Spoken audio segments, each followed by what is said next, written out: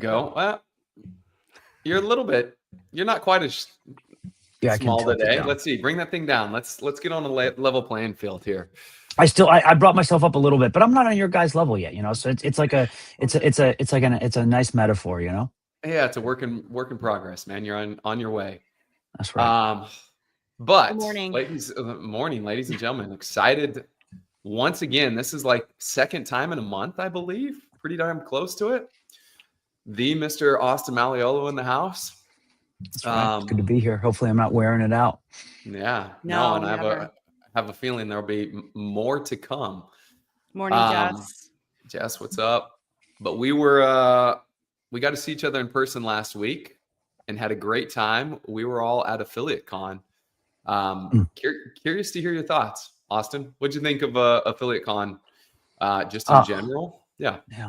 I mean, gosh, obviously I thought it was an amazing event. I've had the opportunity to go to a lot of events over the years. And I was able to catch up with Fern yesterday as well and just say, it's a first year event, right? And I think that I come at it from the sense of not necessarily a participant and not necessarily even, someone that's there from a different perspective, but just someone that understands how hard it is to pull off an event of that magnitude. Right. And then it being the first year. It was top notch. It was class act all around, and not surprised either, right? Obviously, but I also know the amount of work that you guys and the rest of the team put into that. It's a lot, right? It's leading up to and afterwards. So, but overall, I think from the minute that I got there to the minute I left, just people coming up to me, excited, fired up, engaged. So the energy was super high, right? I mean, conferences can go one of two ways. It's pretty, they can be rote and very there's great content, but they're kind of it's a professional development conference, right? Like you go there, it's like, oh, I'm going to learn about, balancing my books and doing this, and it's cool. And I take notes and it's awesome. But, this was the other side of that, where was the vibes were really high and exciting and fun. And there was so much opportunity to learn and develop and grow. So, that's something that that I like that style personally. Whether, you could literally go work out, you could go learn how to, put your body in the right position from a movement workshop, where you could learn about some nerdy accounting way that's going to unlock X amount of dollars in your 401k and HELOC, pay off your mortgage in 6 weeks. Yeah. People are coming out minds blown from that way. And then you had people literally doing handstand push-ups in the other room. So, which is beautiful. And it's what we do. So I thought it was great. Selfishly, I was really excited, obviously, for the announcement of our partnership going forward. So, Fern crushed that on day one, and we were excited to be there and just to answer the questions and to really kick off a really deep relationship going forward. So I was really excited that we could be there for that. We were able to pull it off. Always, in the background, there's a lot of timing things that have to kind of land, and we were able to get that done. So it was great. And then just excited for next year, obviously, because, of what we're going to be doing and how we're going to be doing that, in a much deeper integration between both of us. So, it was awesome. I think, FOMO, right? I think that, that success from the event is people that weren't there want to be there, and people that were there didn't want to leave, right? That's a good event. And that's what you want to lean into. Yeah, man. It was cool to be back at a place where you had all of those people in one place, and you had the chance to connect and see folks that you hadn't seen for a while, got a chance to meet folks that you maybe have never met before, but you knew of them, seen their work, seen their content, seen all that kind of stuff, which was cool. Or I've met many, many times online, right? So many people where it's I feel like I know you, but then you get to see them in person for the first time, which is always really cool. Yeah. Yeah. It was powerful, and it felt like some of the stuff back in the day. I remember going to regional events when that was a big thing, or even any of the different events that CrossFit had, where just everybody would be there, and it was just so inspiring and got you so fired up. So I loved it. I can't wait for next year. If you guys are not on the wait list, I would encourage you to get signed up early. I have a feeling it's going to sell out fast for next year. So should be pretty cool. But you mentioned the announcement on day one, which we were all anxiously awaiting and super fired up about. So tell us a little bit more about that. So we here at Best Hour, CrossFit Mayhem, Mayhem Nation are now partners. Tell us, what does that mean? Yeah. I mean, gosh, I think when we think about at the core level of, I just think like, kind of backing up, obviously, like for me personally, knowing, Fern and Jason and all, what you guys have done at Best Hour, you guys, we've worked together in different ways over the last 15 years in different ways. And I'm just, been a huge fan of what you guys have done. And, in moving over to Mayhem, a massive focus, our main focus, and this is like, when you say, what is Project Mayhem for us, it's our focus. It's our internal focus on gyms and owners and what that looks like. And that's where we are really, super aligned as a business and as a company, as a brand at Mayhem.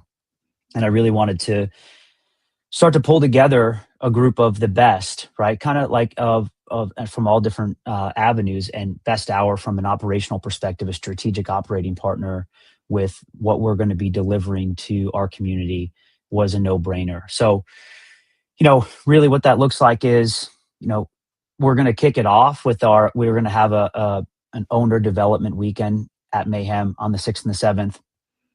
And that'll be an opportunity for us to engage with a small group, by small, not as big as what we just saw.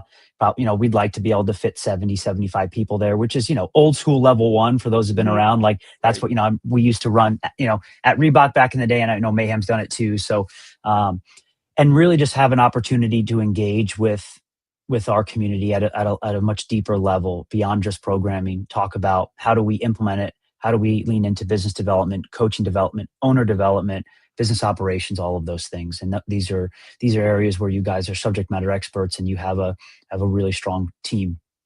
And as we head into next year, as we kind of roll out different offerings and, really leaning into this base of experience and your team and what your bench looks like, and what it looks like for us to add value beyond programming, right? So obviously we'll always deliver programming, that will not change. But then for those that want to engage at a higher level, really, when you think about, we actually delivered this lecture on day 2 of the conference of like how to own your programming. And it was awesome. It was super fun. You're never really sure how things are going to land, right? When you think about delivering something.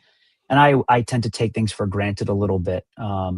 Like I feel like, man, I'm going to say shit that everyone already knows or understands. They're not going to want to hear it. Like I get, you all kind of get this. Everyone gets the imposter syndrome, right? Yep. But it was really cool, and the premise of that, which is really the premise of what we're going to be, what we want to deliver, in partnership with you next year, which is, how do you take what you're getting today, right? This from a programming perspective, what you're working with your staff, and how do you go a level deeper to really own it, to deliver such an exceptional product on the floor? How do you, from an owner, distill that to your coaches and your coaches to your members? So at that point, your members are having a great time. They're getting better. They're aware they're getting better. And because that's the root cause for retention, right? And so those are the things that we're really going to be working on, is how to do that. And that needs to be a little, and that is a little more bespoke than, hey, here's 2159 thrusters and pull-ups, and here's some jumping jacks and you can get after it, right? Where, and for a lot of us, the question is, how do I do this? What should I be doing as an owner? What should I be thinking about? More importantly, how do I train my staff to do this? And you guys spend a lot of time doing that. So that's really what we're going to work on in this, this working name of Tier 2. It's going to be more of a collective that we're going to be working on with consistent education, whether it is through, the media platform that we will be working on together, one-to-many group calls, subject matter expert, engagement. We'll also have the events that we're piloting in December all next year. And our goal is to have everyone that's a part of that, that Tier 2 would actually be invited to that. So, and get there. We'd like to run enough of them for everyone to be able to come through. And if we have too much demand, we'll solve that problem as a good problem when we get there. So that's really the genesis of that partnership. You know, and then beyond, right? Like, you know, we have a lot of ideas and thoughts on how do we help the ecosystem, right? The purpose is to help our owners and our coaches at our gyms just keep providing excellent service. And what does that look like? And that's the problem we're trying to solve. We have a lot of gyms, we have a lot of owners, we have a lot of coaches, and running a business is not easy. You guys know that. You guys have done it. I've done it. And how do we make it even easier? Success at the end of next year for this is that there's a clear roadmap as an owner, right? And what we're not doing is like, and we said this there, and I'll say this again, because people love to sort of like assume, right, nefarious intent, which, you know, we're not getting into licensing. We're not getting into affiliation. Our purpose is just education and support. In fact, I would say that and I know Furnace said this, you guys said this, I recommend you take your level 1 and your level 2 in order to engage at a level. It's like a common vernacular, right? Where we need like those things are foundational. You really need that stuff. We're not going to reinvent that wheel at all. You know, trust me. Yeah. I've done 400 of them. They're great. Go to them. But what's the pathway for an owner, right? From an educational perspective, what's the pathway for a coach? We have to give a path to profitability for owners and for coaches and opportunity. And it's not straightforward right now, to be honest with you. And I think that there are things out there, you guys and others, but it's fragmented, right? It's like, I'm going to go over here for this. I'm going to go over here for that. Versus like, can there be a place where if you want to engage at a level, like there's a nice clear roadmap of, hey, like in a year, like here's my roadmap to get better. Just like think about like a macro, meso, micro cycle for programming, right? Like when you like to nerd out on programming, like, which is super helpful. It's nice to know where we're going in a year, right? Owners love it, right? That's from a programmatic perspective. When you give them their year, hey, here's what 26 is going to look like. Yep. I don't know what the workout on November 1st, 2026 is going to look like, but I can tell you here's the themes that we're going to lean into. Direction. Yep. That's what we're working on. This is how we're going to cycle through it, all of that. Yep. That's right. And I think we can give the same thing from like an owner or coach development perspective. And you know, because there's really two cohorts, right? Like, you know, think about you guys provide a very high touch mentor service, right? Mm-hmm. So you're either working towards that eventually, or you're on the other side of that, right? And what does that look like? And also it depends on where you're at, right? Like some people, like, you know what, you know, maybe they don't want or feel like they need a high touch mentor yet, or maybe they've already had that. And what does that pathway look like? And making it easier to engage. Gosh, like think back to when we first started. I know you guys you're getting old like me. Like, you know, 15 years ago, you did come to CrossFit, and it was a cultural melting pot of subject matter experts, right? You know, and I would like to, and I would like for that to happen again. I think that we can be that epicenter.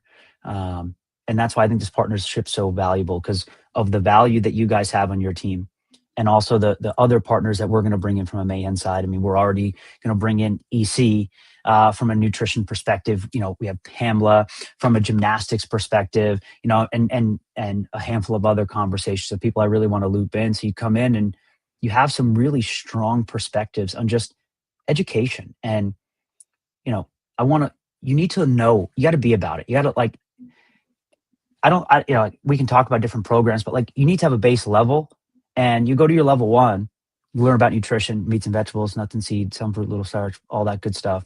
And then what? Right?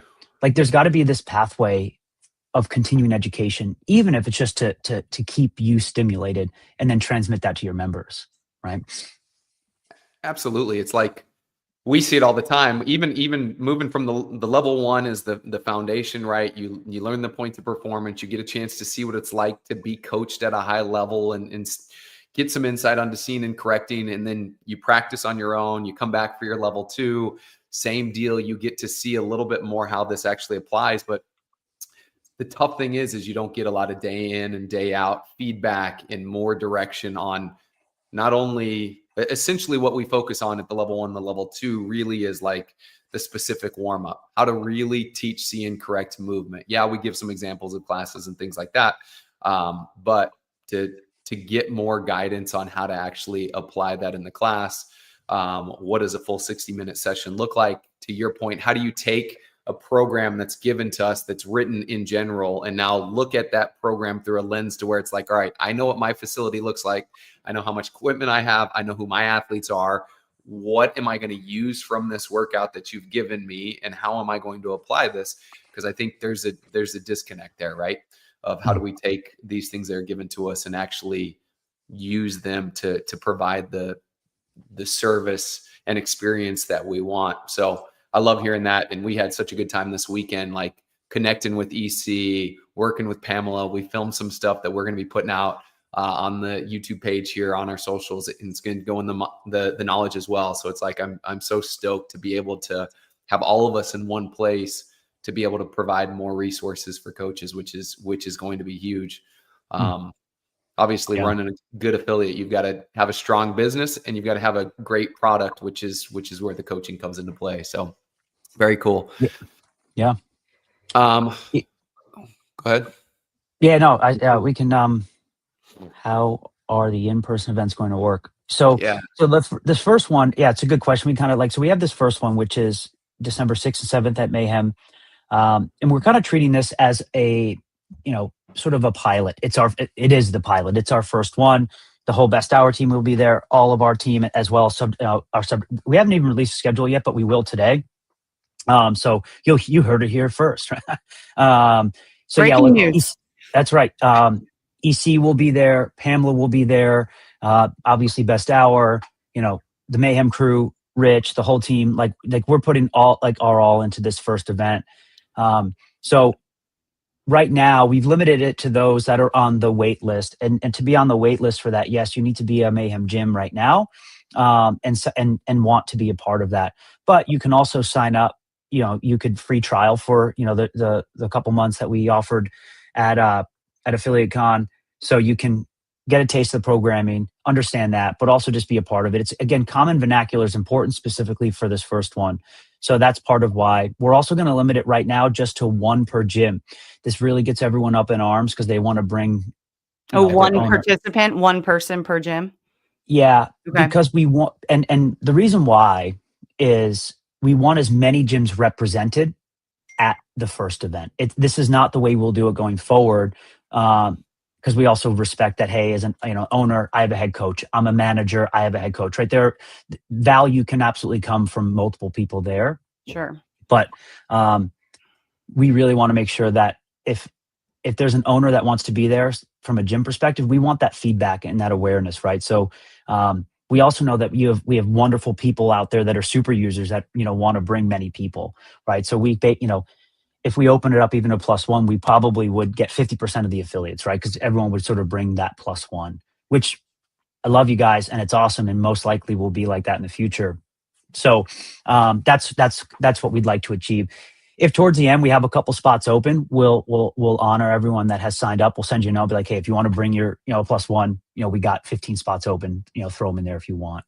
And then, is this for owners only, or can a head coach be sent to represent? Yeah, we'll just say 1 per gym, right? I think, the complexity of our space is that, an affiliate owner could mean a lot of things, right? You guys know this. Like, I'm an owner, I'm a head coach, I'm a silent investor. Like, there's so 1 per gym for the person that would get the most value from this is you are owner / operator.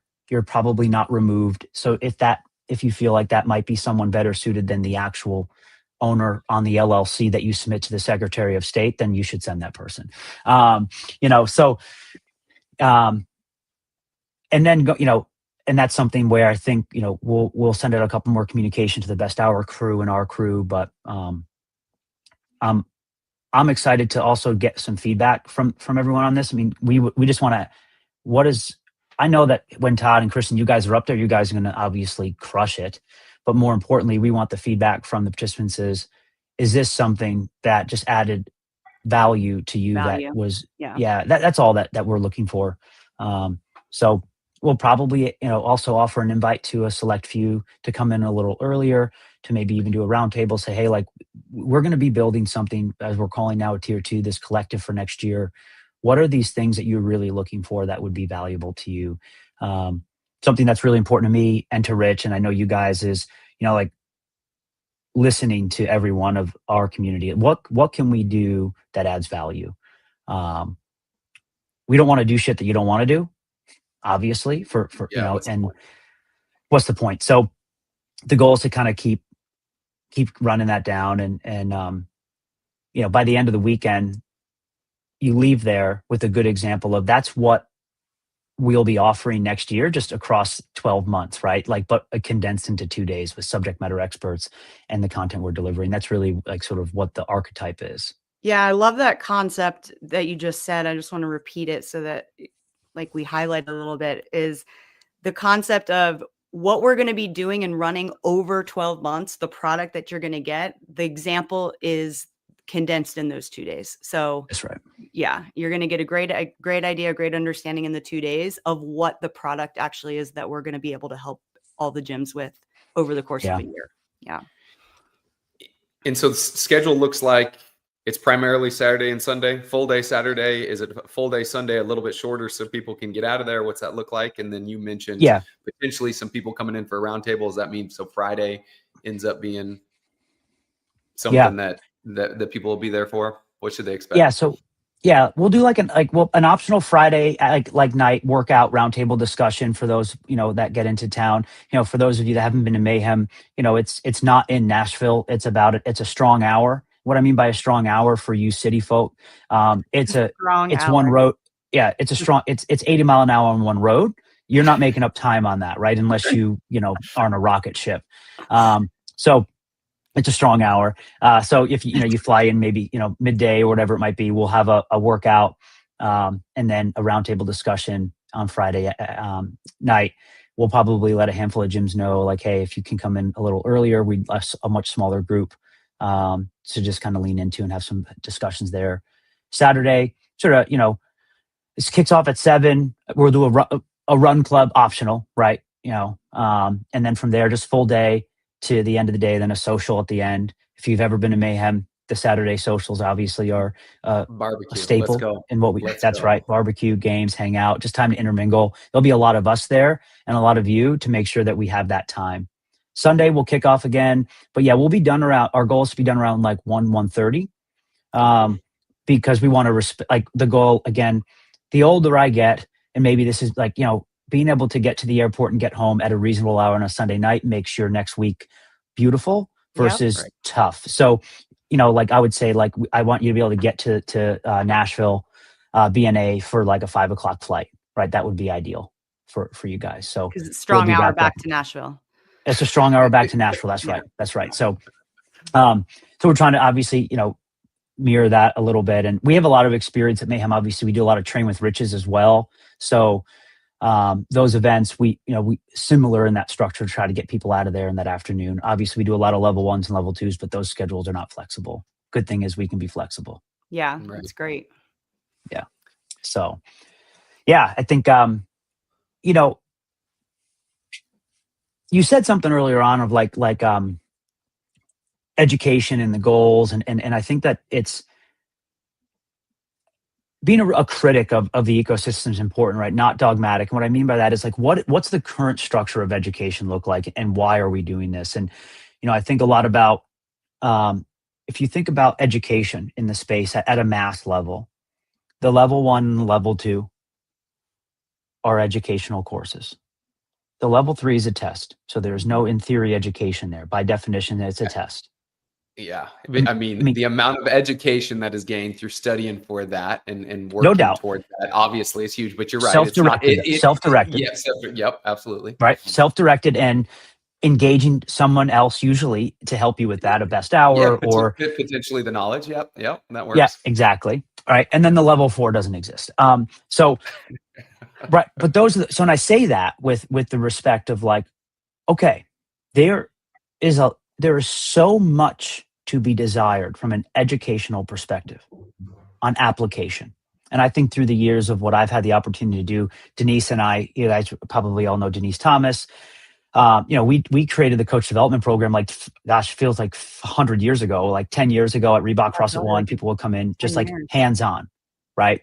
And it was very immersive. You would come to us and we would lean into it. We're actually going to be doing that at Mayhem eventually as well. And how we can do that like on site. And then also like, Eric O'Connor and I, we built the Advanced Coaching Concepts Seminar. At one point was the CrossFit Competitors course. That's right. Yep.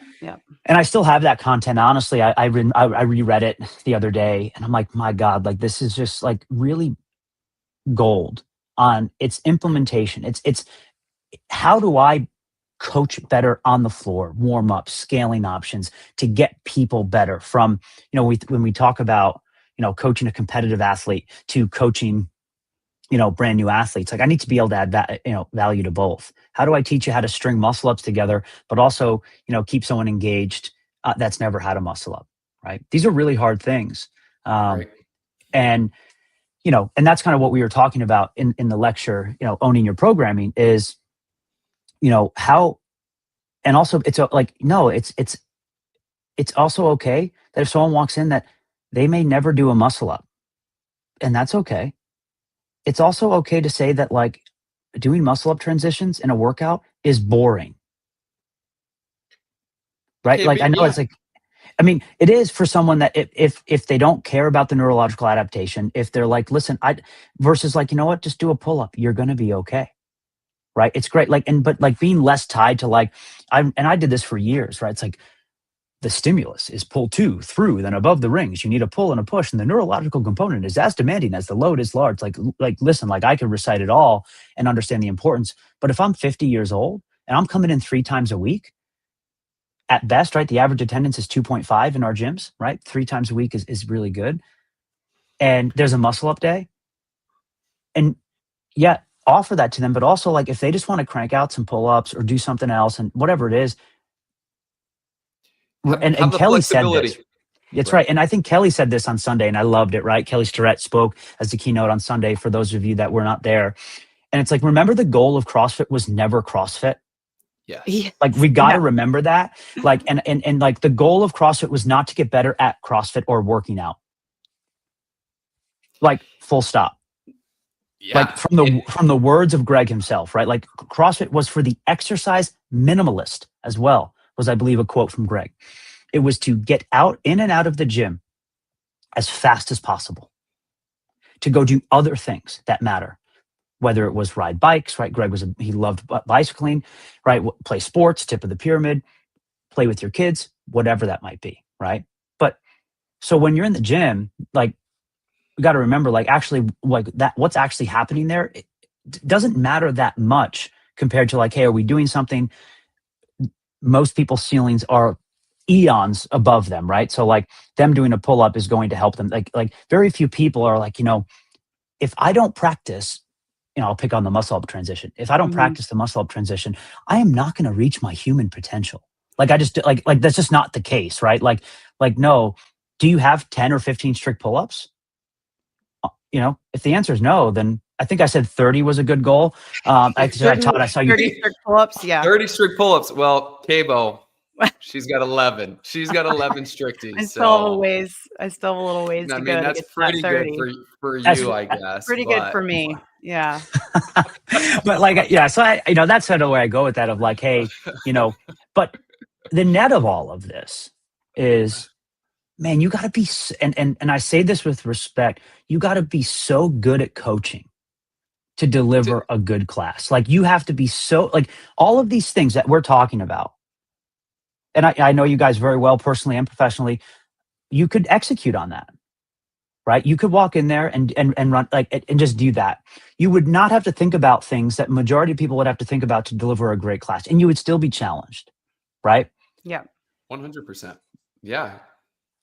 And that to me is, all right, is your retention at 5%? Yes or no, right?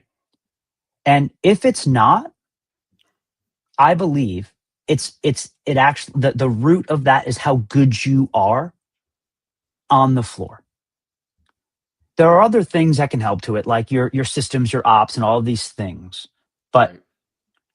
if your retention if you're at 10% churn or 15% churn, like industry average in the boutique fitness is very high. It's actually like 25 to 30. CrossFit gyms on average are probably like 10 to 15. The best gyms need to be at 5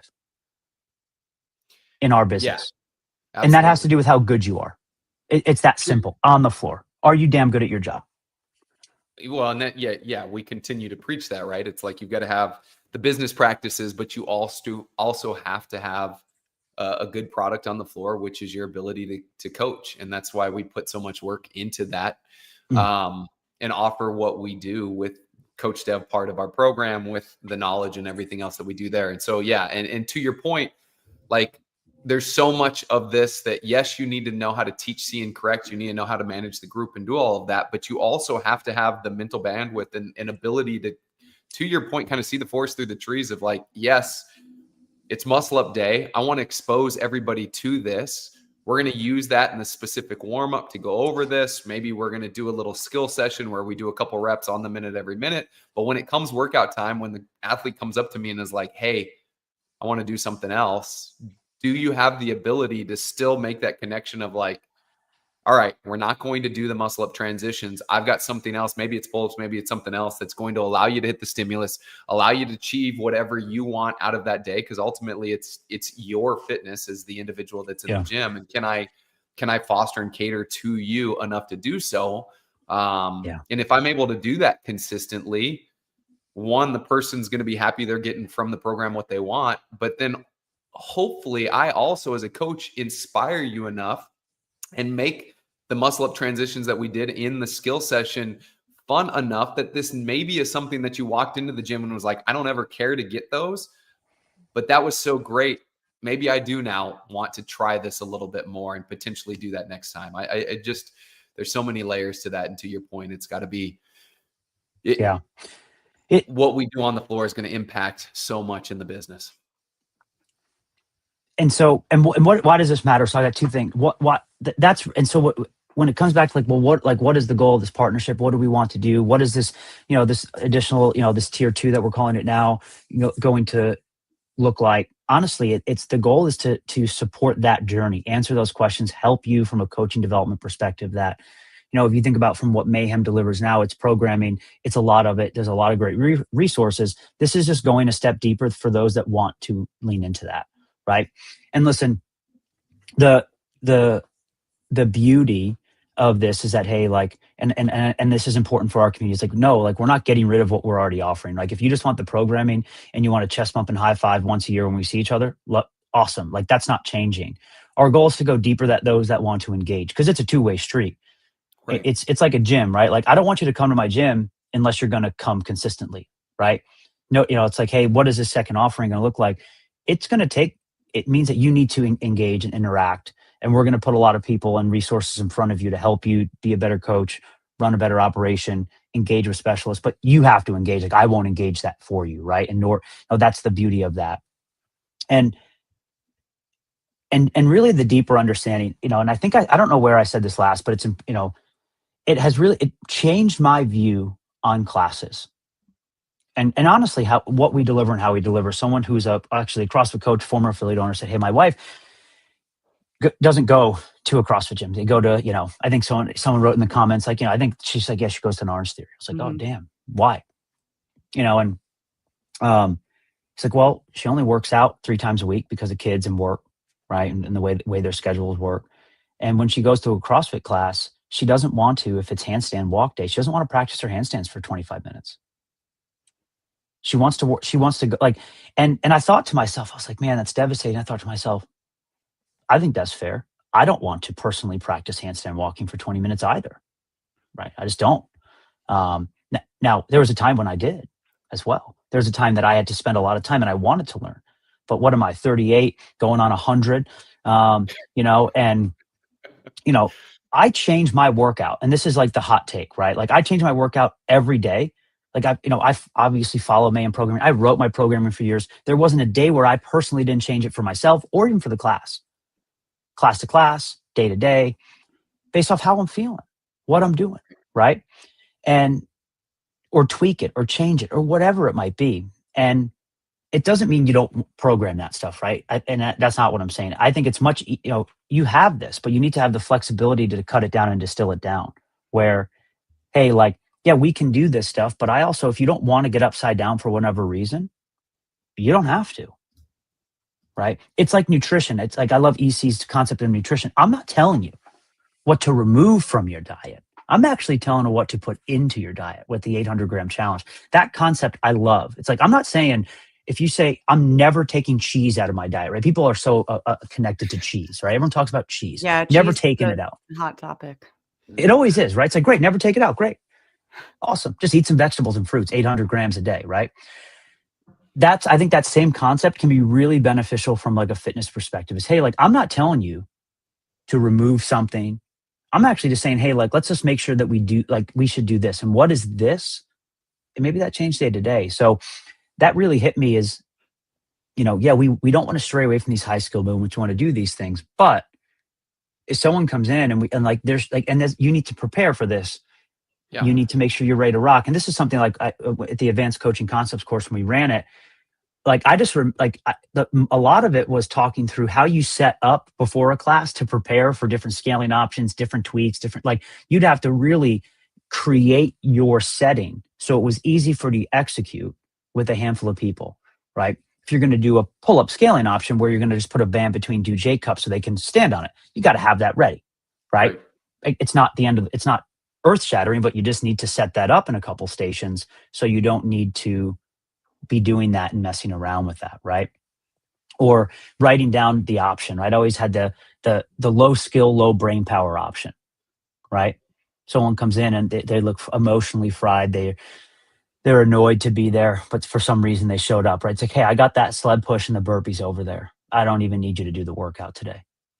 Warm up a little bit so I make sure that, you're alive, alert, and falsely enthusiastic. And then from there, go push that sled down, up and down, do 10 burpees, do that for 10 rounds. Give me the head nod and then get out of here. Yeah, as you're on your way out the door, absolutely.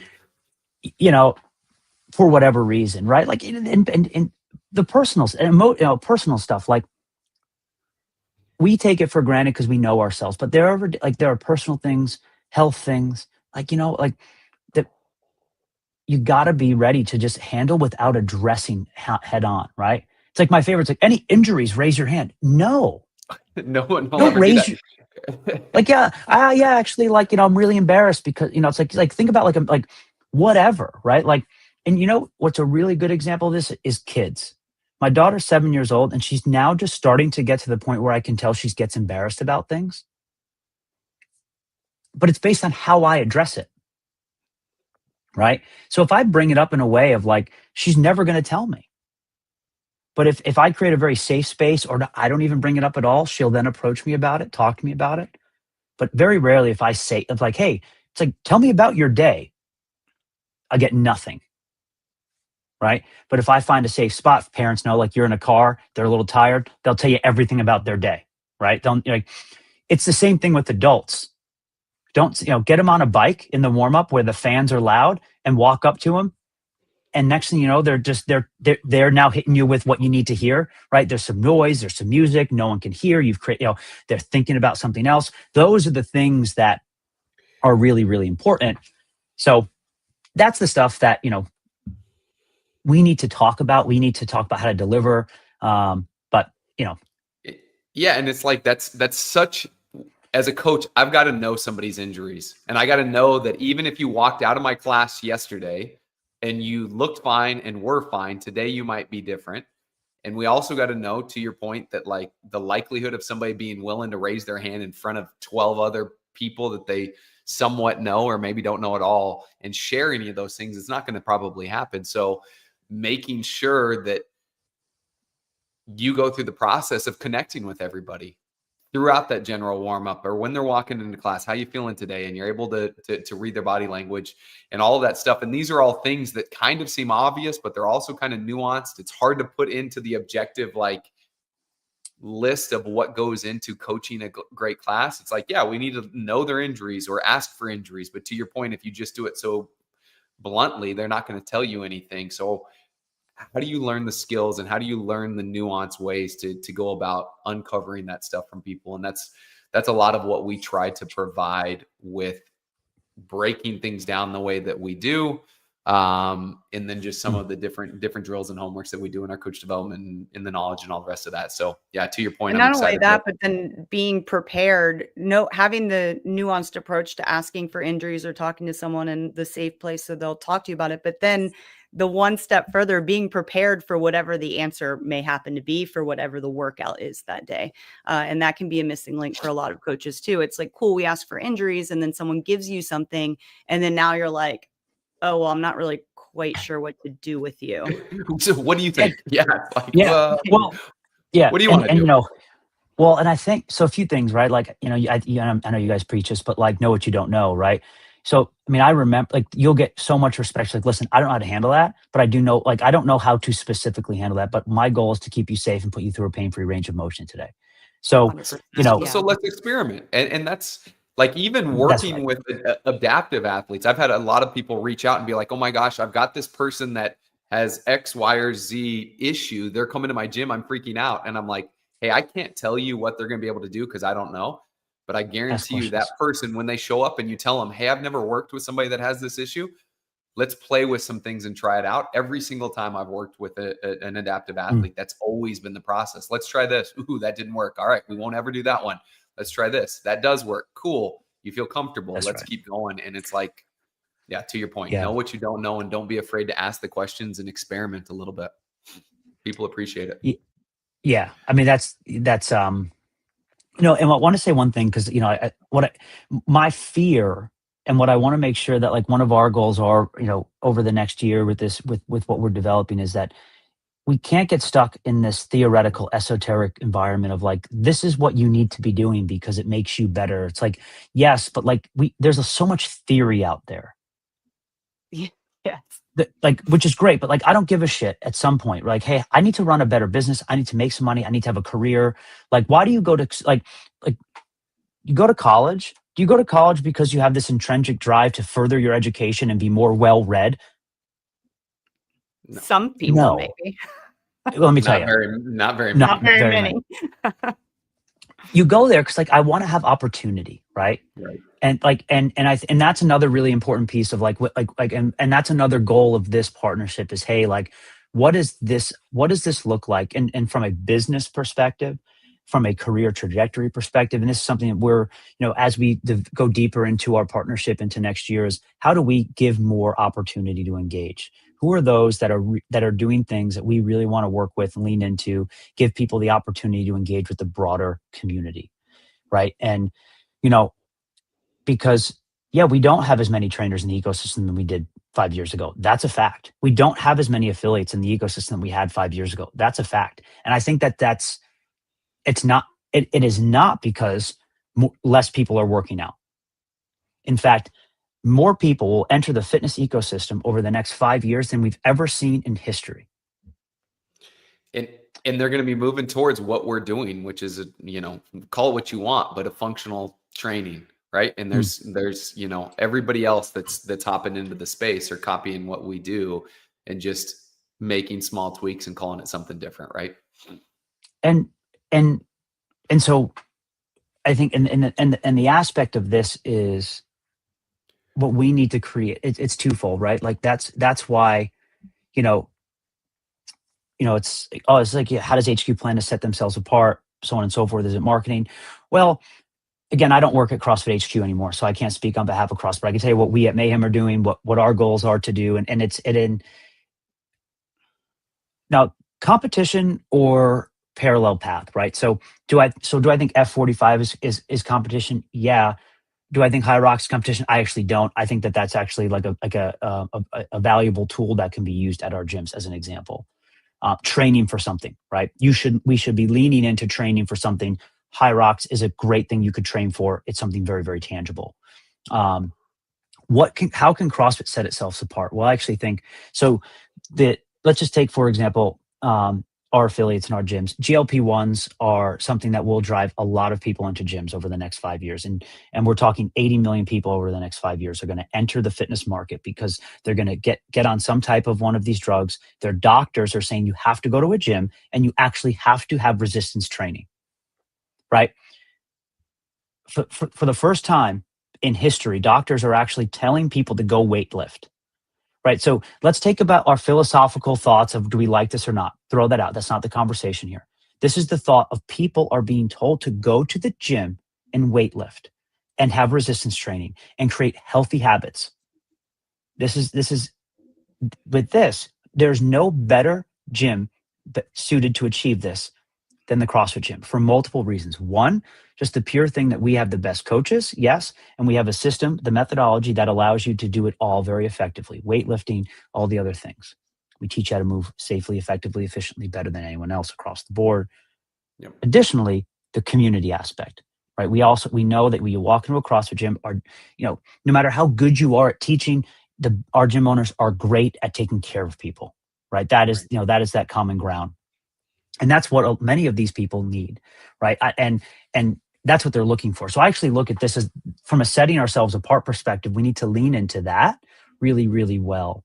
But I think, but the key is you need to be ready for that, right? So when I think of like, well, what are we trying to do to support that? It's like, yeah, I actually think all of our owners and coaches need to be better, right? Top to bottom, operationally. So if someone comes to your website and emails you, you need to respond within 30 seconds.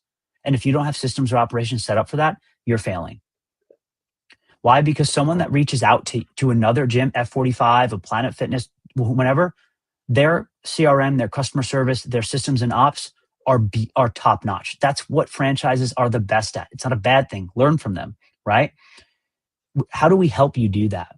Because those things they're not special, right? Those aren't your superpower, right? There's no owner. It's like my superpower is my speed to response for leads coming in. It's like no, to set up a system and tool and do that. Because your superpower is when they're in front of you, right? Is when you can have a transmission of your culture, your education, your care, your passion.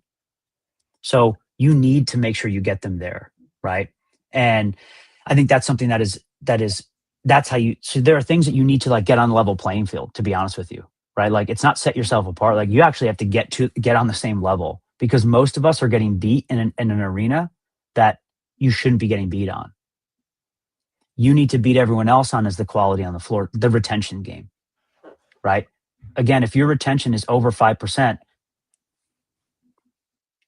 it's your fault.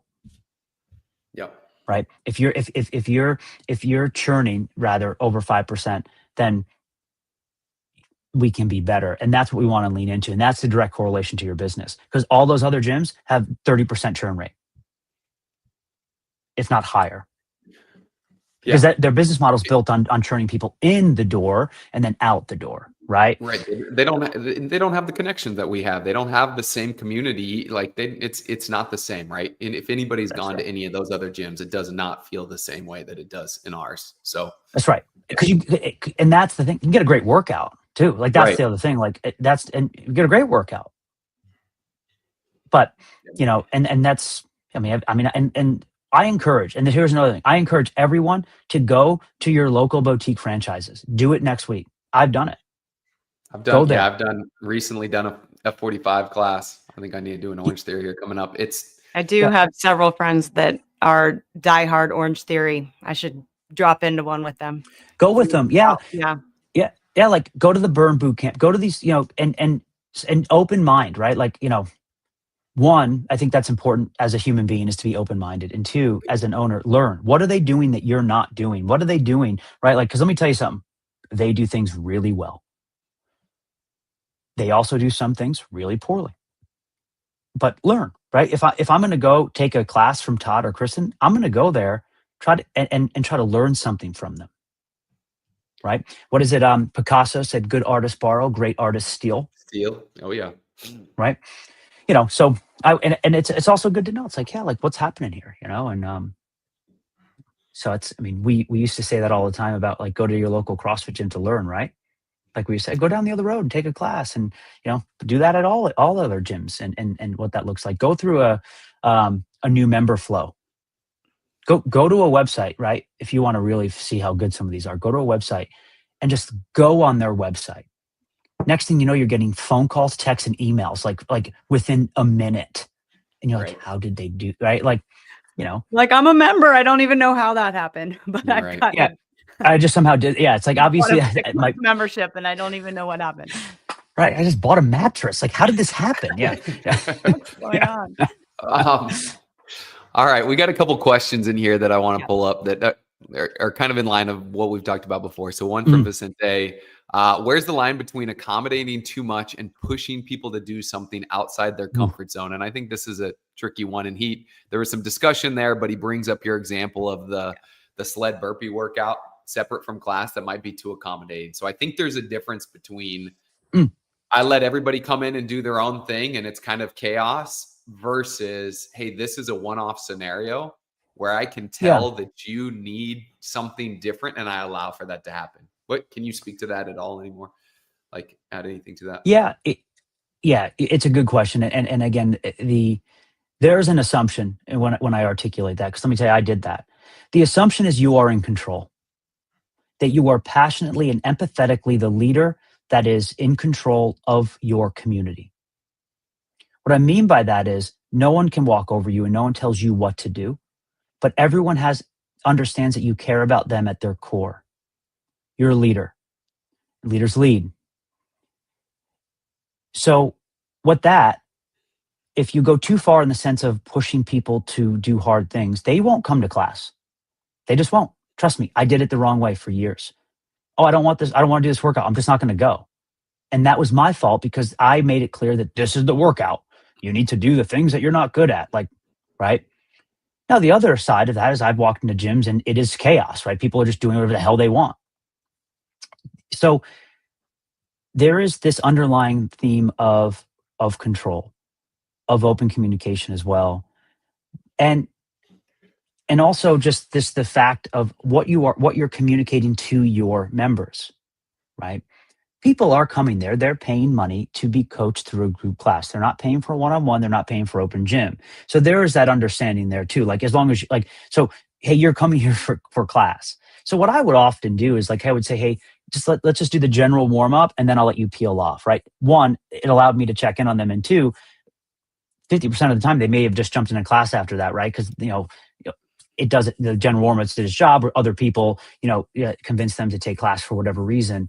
But part of this is you having the confidence and the presence to just take care of people as it comes in. Emotional intelligence is the most important attribute a coach can have. This is emotional intelligence, right? It's what it comes down to. Within 5 minutes of your whiteboard brief, you should be aware of where everyone sits, right? You should be aware of everyone sits emotionally without saying any words. If you can do that, you're really good at it. It's also a skill set that you might not have, right? And that's okay. You can train it. Some people just struggle to understand emotions, right? Emotions are uncomfortable for people to understand, and that's emotional intelligence, right? Caring about your people is a good place to start, right? Just talking to them. I saw someone right in here. I talk to my people before class starts. Who would have thought? That's probably the best way to do it, right? But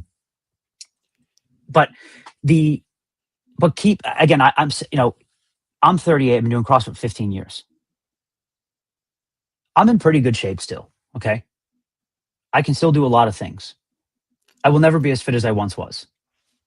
But I can tell you that I change the programming every day that I do.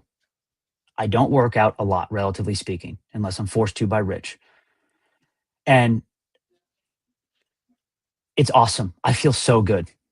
Right. Honestly, I feel so good. And I still get after it. And the beauty, and the beauty of the Mayhem programming over the last couple of months that I haven't done, and I wish I did it sooner, was interval-based training way more. It allows me to hit intensity at a level that is great, but it's not like 5 rounds for time and beat myself into the ground. It's not moderate intensity. It's like, okay, I'm going to do a 3-minute clock. I'm going to run 400 meters. I'm going to do max bench press at X weight, rest a minute, do that X amount of rounds, whatever it might be. Just this beautiful work to rest ratio allows me to keep the intensity high. if something bothers me, I'm not going to do it. Yes. Agreed. Done. Like honestly, like if someone's like, hey, front squatting bothers my wrists. Okay, grab a sandbag. I don't, and again, everyone gets all, I don't care if you never touch a barbell. I just don't care. Grab a sandbag, grab a dumbbell. You will get fit. You will achieve everything you need to achieve. And the front rack position with a barbell is cool. It's sexy. I love cleaning, right? Personally. But if someone's like, I don't want to do it, it hurts me, my collarbone, this side. Cool. I got some great sandbags. They don't bother you. They don't mar you up. And let me tell you, I got a 200-pound sandbag. So weight will never be a problem. Right? Like that's the beauty of it is. And I think you covered all of that there, but I love what James says here is it comes down to culture and clear communication to set expectations. Also on the coaches, like you said, the in between, what makes a good and great coach. It's like, if you are a leader and you set the tone that nobody's special, right? Everybody does the thing, that's going to be known, and that is going to be the culture. And so when there is a one-off scenario where you as the coach makes the decision that it's okay for somebody to do something off to the side, everybody else in there realizes and respects the fact that, hey, this must be a unique situation because nobody's allowed to come and do their own thing, right? Yeah, so that's not a one free of for all. It's not a free for all because you lead the group and the culture is set that way. And then on the other side of that, when you have the people that we all have, the athletes that I've heard you give the example of, like, they just use the 65-pound bar, right? It's deadlift, 65-pound bar, clean, 65. Hey, we're doing jerk, 65. It's like, if I've got somebody that doesn't ever want to go up and weight or never wants to run and always wants to bike, we just say, that's fine. It's your fitness. Don't complain to me when you're not getting stronger. You're not any good at running. But if you still show up and you're willing to jump on the bike and just move a 65-pound bar, I'm fine with that. Now, I might work to try to give you the confidence to go up and weight or try something else and, hopefully convince you or maybe manipulate you to do that. But if you don't want to, but you're still showing up at my gym, I don't care. Get in here. To your point, it's like, if you never want to front squat again, as long as you're here with me doing something, I got you. I'll come up with something that you can do. So, and what's crazy about that is the more we do that and the more we live in the gray with things like that. And to your point, Austin, have that emotional intelligence and know how to read our people and meet them where they are. If you continue to do that over a period of time, you just build more and more trust with them, and they end up working harder and doing more anyway because they trust you and they know it's like, hey, today I'm actually feeling it. So I think I'm going to push a little bit more, knowing that the next day, maybe they're not going to feel it and they're not going to be pressured to push more than they necessarily have that, psychological tolerance to do. And they're still going to show up versus not come at all because they know it's like, well, it's barbell cleans today and I don't want to clean with the barbell and coach is going to make me. So I'm just not going to go. That's right. Yeah. And I think I saw a comment answer like setting that precedent from day one that, like, I'll take care of you no matter what, being flexible. You're in an environment again. And this is where I like, having, something to train for, right? Like, and this is something that Rich talks a lot about as well. And I've learned, honestly, like, it's something like, we did a competition a couple of weeks ago, which was a blast. Like, what I think is the best, but telling someone you need to front squat because, you fail at the margins of your experience is stupid, right? Like, let me just give you this lecture. It's like, over here. Let me draw. Are you worried? Yeah, no, like, but versus like, or hey, like find something that person might want to train for and let them be. You need to be, like, as a human being, you want to be motivated yourself to do it. Again, if I tell my 7-year-old to do something, she says no. I give her the opportunity to choose to do it. We're all in. Let's do it, right? I never asked her to work out, but if I open that garage door and I'm out there, she'll work out with me and it's awesome. We have a blast, right? Like, it's like, what are we training for? What are we looking to do? And so set a goal. And like, that's why I think High Rock's a good thing, or you have all these different things and internal competitions, whatever it might be. Like, and then that's why, I know we're at time. And here's my last hot take to piss everyone off. Unknown and unknowable is the most, the more I look at it, it's like, it's kind of heinous, right?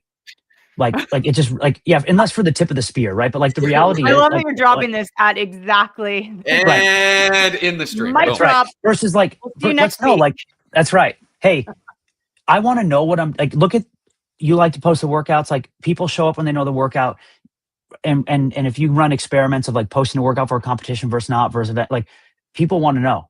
That's great. Look at High Rocks. They've done a great job. People know what it is and they show up. It's a great time, right? Yes, there's room for this fun, unknown test. I love it. It's fun. It's an event. It's, you know, it's like Christmas morning. What am I going to get, right? Like there is that excitement, which is cool, but give someone known something to train for, and it really helps you look for that, right? You know, whatever it might be.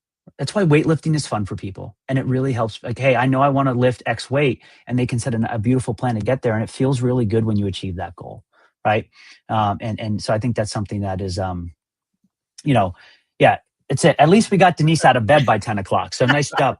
We got her there. Probably yeah. type that from bed, I bet. That's fair. But she definitely needs autocorrect, but she can't spell that. But I know it's at 10 o'clock. Working out with your kids are the best, Jessica. I agree. She threw out in the comments. It's the best. It also teaches you that it doesn't matter, just have a good time, because they steal your equipment and they ask you 100 questions, and you wouldn't have it any other way. Yeah. So I love it. Once again, man, thanks for your time. Can't tell you how excited we are about this partnership. Can't tell you how excited we are about the first event. We are a little over a month away. So we hope to see the rest of you guys in Cookeville. It's going to be the place to be. And then more things are headed your way. So be on the lookout for that.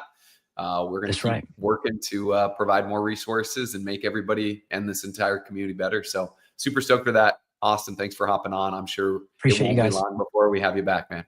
Yeah, if we, more hot takes in the last minute. I love the hot takes. I love that. Appreciate you guys. All right, dude. Thank you for checking out this episode of the Best Hour of Their Day podcast. Now, if you're a coach who wants to coach more effectively, impact your members, and advance your career, then the Knowledge Pro is the next step. Inside, you'll get hundreds of coaching videos, weekly calls with level 4 coaches, and direct feedback on your coaching. From homework reviews to full class breakdowns, we do it all. This is the best way to grow as a coach and take your skills to the next level. Now you can join the Knowledge Pro at besthouroftheirday.com/the-knowledge. And don't forget to subscribe to the podcast on Spotify, YouTube, or wherever you listen. Now keep coaching, keep improving, and we'll see you next time.